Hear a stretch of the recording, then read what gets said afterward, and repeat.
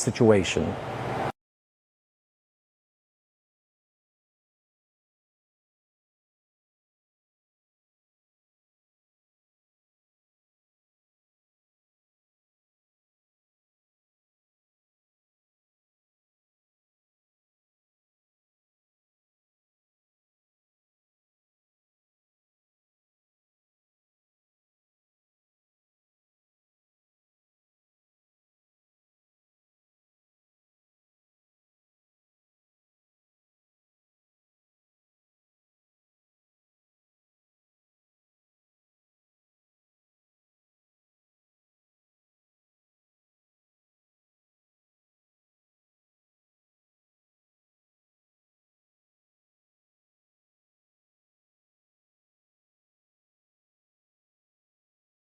Fortunately, the pets involved were able to escape unharmed through a dog door.